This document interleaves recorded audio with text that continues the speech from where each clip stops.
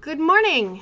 The purpose of this video is to teach you how to use Tracker. So you can see I have Tracker already open on my screen. And the first thing I'm going to do is navigate to where I have saved a video. For me, it's in a window here.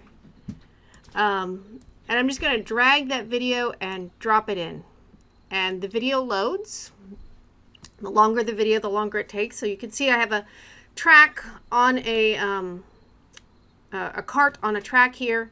There is a ruler alternating orange and white. Those orange and white segments are 10 centimeters long each. So I can zoom in on the video. I'm just using the mouse wheel to do that. And if I drag and hold, I can maneuver it around. So first thing I'm going to do is I'm going to zoom in on one of these orange and white sections, because what I want to do is establish my known length. And to do that, I come up to this button here, click on it, click new, and I like to use the calibration stick. And then it tells you what to do with it. End one, shift, click to mark. So if you hold down shift, you get this little thing and you click and it makes a blue square. And then you go to the other end and you do the same thing. If you grab this, you can move it around if you didn't get it exactly where you wanted. And then you can come into here and tell it how long it is. So this is 10 centimeters, that's 0.1 meters. Okay. So zooming back out, the next thing I want to do is I need to set up a coordinate system. So I come up and I pick the pink axes, and if I grab, I can move it. And if I grab this mark, I can rotate it, right? And what I want to do is, for the moment, take and make this coordinate system line up with the track as well as I can. So you can see it's a little bit high, which means I need to bring the negative x-axis down a little bit, which should be a positive rotation. Let's see if that takes us the way we want. Yes, it did, but 0.3 wasn't enough. Okay, so why isn't it quite square? Oh, 2.2 was a little bit much. And it really is just a trial and error until you get to the correct value. The reason it isn't quite square is because the camera wasn't quite square. 0.9 looks pretty good. Let's zoom back out and see how that looks. 0.9 actually looks really good. So there we go. Okay, so now I've established my known length. I've established my coordinate system. The next thing I'm going to do is I'm going to come up here under create, and I'm going to create myself a point mass. And just as before, notice there's a yellow box down here that tells me what to do. Mass A is selected. Okay, I didn't have much choice in that. Set mass on toolbar, shift click to mark. Okay. I tell you, I believe in the lab, to shift click. If you shift click, what it does is it says, hey, there's my point mass. And then it made a graph over here wherever I just clicked. And it also started adding a table. And I can continue shift clicking and trying to hit the same spot every single time. Notice the little red squares that appear disappear as I do this. That's because what they're doing is they're marking a trail. They're showing you where you've been.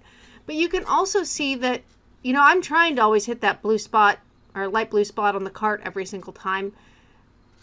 But you can tell I'm not quite hitting it perfectly. Things are moving up and down a little bit. If I zoom in again, pan over, see how they're going down a little bit? So there's an easier way. And the easier way to do that, the first thing you want to do is go up to track, go to Max A. I'm going to just clear everything I just did. And now instead of shift click, I'm going to hit control shift click, which gives me this. And I'm going to aim for that same spot. And what this is going to do is it's going to mark the position again. So if I look, I have a position, but it also opened this thing called an auto tracker. Features of the auto tracker. You've got a search bar, a search this, search next. You've got a template and a match, and right now they are 100% the same, because you've only looked at one frame. You've got 11, an evolution rate, which is how much can things change from frame to frame and still keep looking at the same thing you're wanting. You've also got this auto mark. So this sets a threshold, and if the score it gives the match is above the auto mark level, then it automatically marks it and move on. Okay, you can search on the x-axis only. You can look ahead. I've only ever used look ahead. You can change what mass or item that you are targeting for this. You can tell it what to mark. I've only ever used position. Down at the bottom, help, delete, close. You also have show keyframe. That first one that we made was the keyframe. Okay, and so you can go back and look at it. Okay. The other thing to notice is on the actual tracker window, you have a square now. That square determines essentially where is it going to look in the next frame for that same feature. And there's a little circle, and the little circle has a box, so does the squared, so you can resize and change and adjust what you want it to look for. Okay, I'm going to leave that about there. This video would have worked fine without adjusting it at all. Okay, so the magic of the auto tracker, and I think in the lab, I tell you to just keep hitting the search next. If I hit search next, it just goes and looks at the next thing, right? So we can click a bunch of these, and as you go, see how the red squares start moving, and if we zoom in, see how these are much more even than what they were when I was trying to do it? Okay, so some of your red squares left. You can come up here where it says set trail length, and you've got no trails. If you click no trails, all the red go away. If you click short trails, you get a little one. You were just on long trails, or you can get it to show all. Okay, so there you go. I'll leave it on show all. It doesn't much matter. You can turn off the numbers, turn on the numbers. I've never used these particular buttons. Sometime I'll have to explain, or not explain, explore what those do.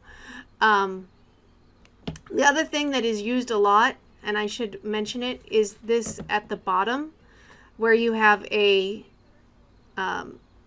button that'll take you back to frame 0. You have a button play that will move you all the way through the video without marking anything, and then you have step forward and step back buttons. You can also loop it. Okay, so we showed the auto tracker with the search next feature. Now what happens when I just click search? And now notice how the match is evolving a little bit. It's moving around a little bit as it looks for this feature, right? And down below you can see there's match scores that pop up. Okay. If that match score goes below your auto mark of 4, then it will stop searching and stop marking in order to get you to say, yes, that's good, or no, it's not. And you need to watch this process as it happens to make sure that things stay marked roughly as you wanted them to. Okay, don't just, start the auto search and walk away to get a cup of coffee. It's not going to work so well. Okay, once you're to the end of your video, or to the end of the range you want in your video, you can close the auto tracker because you're done with it. And now we're going to come over and look at the plot. Okay, so a couple of features. First, I'm going to make it big because I can. I'm going to close track control. You can reopen it up above. Right, you can reopen everything up above. So this button over here allows me to change how I'm looking at things. Do I want to look at a plot, which I am? Do I want to look at a table? Okay. World view is my video. I can make that big in this window. Or I can do page view, which doesn't do anything because I have not set up anything for this. So I'm going to go back to plot view. I can then click on plot and have it show me 3. If you had more than one mass, you could click on this and switch from mass to mass. And you can hit the sync button, which causes the horizontal axis to be synced if you play around with things. Okay, our motion was strictly in X. You can see there's a little bit of variation in Y. That is just the change in the auto tracker, but it's not anything in Y like we have in X for variation. So let's go look at not Y, and by clicking on this, I can change this over to VX.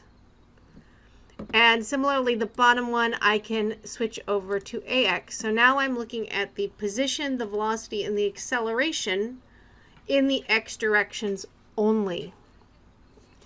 And you can see the position looks like a fairly nice straight line, and the velocity is fairly linear and decreasing just a little bit, but it does have some wiggles. So what are those wiggles from? Well, there are some wiggles up here, and the way the velocity is found is by essentially taking 2 of these points, subtracting them, and then dividing by the time interval, which is determined by the frame rate for the video. And any small deviation of the position graph can result in a large deviation in the velocity graph. And the same thing happens to get the acceleration. I take 2 neighboring velocities and divide by the frame rate to get the acceleration. Again, it's a little bit more than that, but that's essentially the gist of it. So small fluctuations here result in bigger fluctuations there. Okay? But for all intents and purposes, we have more or less a linear position versus time graph. We have a velocity versus time graph, which is decreasing. I will admit it is going down a little bit. Friction is causing the cart to slow, but and so not flat, but not a whole lot is what I'm trying to say. And we have an acceleration graph, which is going a little bit above and a little bit below 0. But I bet if you took an average of this, you would get a very small number because those would fluctuate out. It's not going to be 0 because we know it is slowing down, so it is accelerating, but it is going to be small. Okay. Those are the plots. I'm now just, I could go back into here and make this big and look at it. The other thing I could have done is just change that one over to table. So let's make the table big. Right now I only have T, X, and Y. T, X, and Y are not the important bits of this video. So I can come up to table and choose, and there's a whole lot of possible things I can choose here. I'm going to turn off Y and turn on VX and AX. So now you can see we have the 4 columns, T, X, VX, and AX that we were looking at on the plots. From here, I've not pulled a whole lot of information from this particular view. However, if you do not change it to show the information you want, when you go up to export your data file, it only exports the columns you have showing in your table. So go to export data file. Common mistake that I often make is instead of doing selected cells, you need to do all cells. You also need to change the delimiter from tab to comma so that Excel will recognize it as a comma separated value file. Number format, full precision is fine. We only have 1 mass here, but if you had multiple, you could change it. Click Save As, choose a spot to put it. This was supposed to be a constant velocity graph. Obviously, it didn't quite work, but I tried. If you save it under a name that makes sense to you, And don't put a file extension. Excel will not recognize it, so you need to put the .csv at the end in order for it to work. All files is fine. Click Save, and then that landed, not here, not there, but in here, and you can see I have a constant velocity Microsoft Excel